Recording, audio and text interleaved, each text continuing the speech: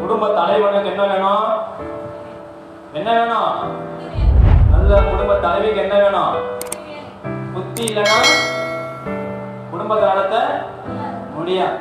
புத்தி இல்லைன்னா பிள்ளைகளை நடத்த முடியாது. நல்ல புத்தி இல்லைன்னா படிப்பு மண்டையில ஏறாது. ஆமா, படிப்பு இல்லைன்னா எல்லாம் ஏமாத்திடுவான். படிப்பு இல்லைன்னா வீட்டுக்காரன் ஏமாத்துவான். ஆமே இல்லையா? ஆமா, கொஞ்சமாவது என்ன பண்ணணும்? அறிவு வேணும், ஞானம் வேணும், நல்ல புத்தி வேணும். அதனாலதான் ஆண்டவர் சொல்றாரு, புத்தி உள்ள ஸ்திரீ தன் வீட்டை கட்டுகிறாள். அவ புத்தி இல்லைன்னா, அறிவு இல்லைன்னா, ஞானம் இல்லைன்னா அவ யாருன்னு சமுதாயம் சொல்லுது? புத்தியே இல்லை, அறிவே இல்லை, ஞானமே இல்லைன்னா வாத்தியார் என்ன சொல்லுவாரு? முட்டா பையன்.